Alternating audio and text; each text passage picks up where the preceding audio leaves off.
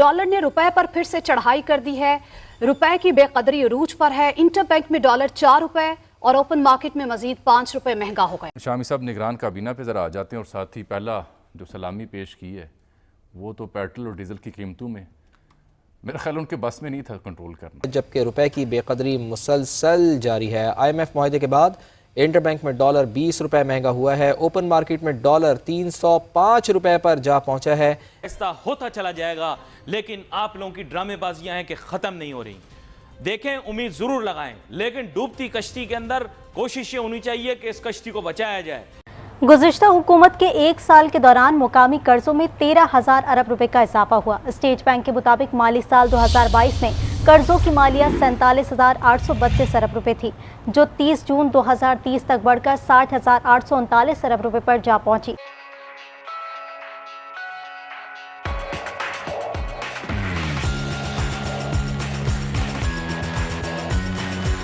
कदर अहमियत होती, लेकिन वैसे बता रहा हूं कि आप लोगों का जहन बन चुका है फुल कद्दू, और आप बोल रहे हैं अली नासिर जज्बाती क्यों हो रहा है? क्योंकि तुम्हारा बच्चा भूखा सोएगा। अली नासिर जज्बाती क्यों हो रहा है? तुम्हारा बच्चा भूखा सोएगा। आज दूसरों पर हंसने वाले लोग बिजली का बिल अदा नहीं कर पा रहे, बड़े ड्रामेबाज बन रहे थे। आज दूसरों का मजाक उड़ाने वाले, कहने वाले कि मुल्क बड़ा सस्ता है, गाड़ी में पेट्रोल नहीं डला। यकीन करो, मैंने अपने लिए सुबह में चिंटू को बोला अच्छा सा गधा ढूंढ के लाना। ये क्या, मेरे लिए गधा लाया, अपने लिए एक छोटा सा कुत्ता लिया। मैंने कहा क्यों? कहता है अली भाई आप गधे पे बैठ जाना, मेरा वजन तो कुत्ता भी बर्दाश्त कर लेगा। ये बड़े मुफीद जानवर हैं, आगे बड़े काम आएंगे आप लोगों के नाज़रीन। आप इस चीज को मजाक समझ रहे हो। हंसते थे मेरी बातों पर जब मैं कहता था कि डॉलर बहुत महंगा हो जाएगा, हंसते थे, मजाक उड़ाते थे, कहते थे क्या 200-300 की बातें करता है।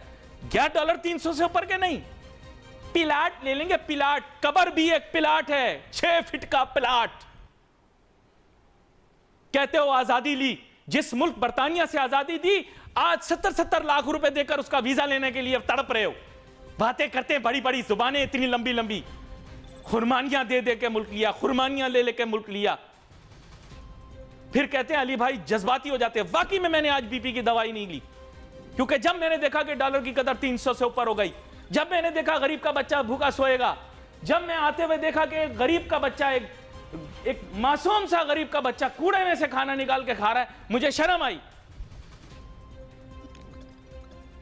कराची से हैदराबाद गया, गाड़ी में एक पाकिस्तान का झंडा नहीं देखा। लोगों के पास पैसे नहीं है, झंडे कहां से खरीदेंगे? खाली डंडे देखे, जगह जगह के ऊपर डंडे लगे हुए, झंडा गायब। पैसे नहीं है लोगों के पास झंडा लगाने के लिए। मैंने लोगों को बोला झंडा लगाओ, कह रहे मोहिब वतन हम हैं, लेकिन क्या करें अली भाई, पैसे नहीं। बच्चों को कपड़े पहनाने के पैसे नहीं है। ड्रामेबाजों, सारी तस्वीरें दिखाते रहते हो 4 व्हीलर गाड़ियों की। आओ आबादी में तुम्हें लेकर चलूं, बच्चों के पैरों में चप्पल नहीं है। नंगे बच्चे भाग रहे हैं इस मुल्क के अंदर, नंगे बच्चे। तुम लोग अपनी आंखें बंद किए बैठे हो। बातें करवा लो इनसे, गज लंबी बातें। मेरा नाम सापी है, मैं एक सापी हूं, मैं यहाँ अबू धाबी में है। उमर फारूक साहब, ये गाड़ी आप कितने का लिया? यह मसला है इस मुल्क का। डायरी में क्या लिखा हुआ, यह मसला है इस मुल्क का। बर्तानिया में क्या हो रहा है, यह मसला है इस मुल्क का। क्या इज्जतें आबरूएं सिर्फ MNA MPओं की होती हैं, अवाम की नहीं होती? भूखे सो तुम लोग भूखे, इसी काबिल हो तुम लोग। तब हमें इसको पार लगाया जाए। आप लोगों की टोटल जो फिलॉसफी होती है वो स्टूपिड बातों के ऊपर बेस्ड होती है। मुल्क वसाइल से माला माल है, गुड गवर्नेंस आ जाए मुल्क ठीक हो जाएगा। हमारे मुल्क के अंदर ये मौजूद है, हमारे मुल्क के अंदर वो मौजूद है। नौजुबिल्ला 16 मौसम, 18 मौसम, 24 मौसम, पता नहीं कितने मौसम, जितने शायद कुदरत ने मौसम नहीं दिए, उससे ज्यादा मौसम है आपके पास। आप लोग हर वक्त खाली जेब के ऊपर ड्रामे करते रहते हैं, और आपके गुरूर तकब्बुर का हाल ये है कि एक सिक्का जेब में पड़ता है 25 पैसे का, और गर्दन अजय देवगन की तरह टेढ़ी हो जाती है। आप लोग फुल ड्रामेबाजी के अंदर लगे हुए हो। मुल्क दिन ब दिन बेड़ा गर्क उसका होता जा रहा है। पेट्रोलियम मसनूआत की कीमतों के अंदर एक दफा एक और बड़ा इजाफा कर दिया गया। अवाम ख्वार होगी, ख्वार होकर सड़कों पर रुलेगी, लेकिन बाज नहीं आएगी, ड्रामे करेगी। मुल्क वसाइल से माला माल, मुल्क वसाइल से माला माल। मुल्क के पास कख कुछ नहीं है, मैं आपको बता रहा हूं। सब ड्रामा, सब फ्रॉड है। پورا گلہ خالی ہے. میں معیشت کا ایک طالب علم ہوں, میں آپ کو بتا رہا ہوں, بچپن سے میں اس ملک کی معیشت کے بارے میں روز سوچتا ہوں کیسے ٹھیک ہوگی. میں آپ کو بتا رہا ہوں اس ملک کے پاس 2 ٹکے کے وسائل نہیں ہیں. آپ اس ملک کے اندر, میں آپ کو بتا رہا ہوں, آپ آئنسٹائن کو لے کر آ جائیں, آپ ایلن گرینسپین کو لے کر آ جائیں, آپ ایڈم سمتھ کو زندہ کر کے, نعوذ باللہ زندہ کسی کو نہیں کیا جا سکتا, آپ دوبارہ سے کسی طرح اس کی سوچ اور فکر کو یہاں ملک میں لے کر آ جائیں, آپ ناظرین کسی اور ترقی یافتہ ملک کے صدر اور وزیر اعظم کو لے کر آ جائیں, آپ کی معیشت کا ایسے ہی بیڑا غرق رہے گا, کیونکہ اس کے اندر کچھ بھی نہیں ہے, کچھ بھی نہیں ہے. میں آپ کو کلیئر کٹ یہ بات آج بتا رہا ہوں کیونکہ میں آپ لوگوں کے جذبات کو سمجھتا ہوں. آپ ڈرامے باز اور فراڈیا قسم کی سوچ کے مالک بن چکے ہیں. تیل نکلتا ہے پاکستان سے؟ کبھی بھی نہیں نکلا. جو آج کہاں سے نکل آنا تھا. بس پھر جب آپ نے تیل امپورٹ کرنا ہے اور ڈیزل بھی امپورٹ کرنا ہے اور پھر اس کے بعد ڈالر بھی کمانا نہیں ہے, یا تو ڈالر کماتے نا, اور آج روپے کے مقابلے میں ڈالر کی قدر جو ہے وہ کم ہوتی, 50 روپے پہ ہوتا, 60 روپے پہ ہوتا, پھر بھی آپ بغلے بجا رہے ہوتے. جب 300 کو چھو رہا ہے, یعنی $1 کی اونچی اڑان, اور اس کے بعد تیل کی قیمتوں میں اضافہ, تو کیا ہوگا پھر؟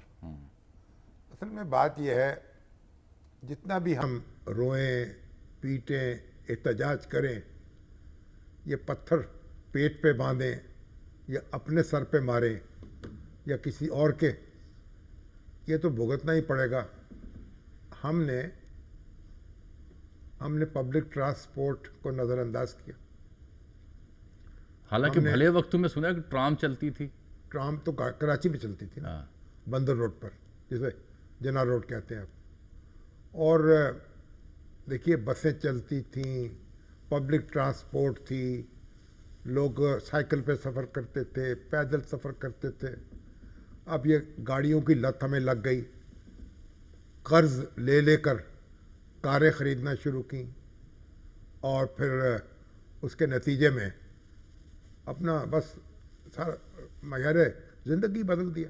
کمائے بغیر, اگر آپ کما کر اپنی زندگی جو ہے اس کو بہتر بنائیں تو اس میں کوئی اعتراض نہیں. ڈالر کما نہیں رہے, قرضہ لے رہے ہیں, اور امپورٹڈ چیزیں ہیں ان کے اوپر آپ انحصار کر. یہ لاہور میں کنار روڈ سے جو نظریہ پاکستان روڈ جاتی ہے شوکت خانم چوک تک, وہ 1.5-2 کلومیٹر کا ٹوٹا ہے. ایک مثال دینے لگا ہوں جو آپ نے ابھی توجہ پیش کی ہے.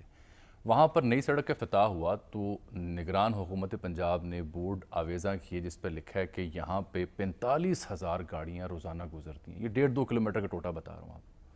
تو یہ جو آپ فرما رہے ہیں, اگر یہاں پہ بسیں چلتی ہوں, ٹرانسپورٹ ہو, تو یہ 45,000 کا وبال تو نہ ہو جس کے لیے آپ نے سڑک چوڑی کی.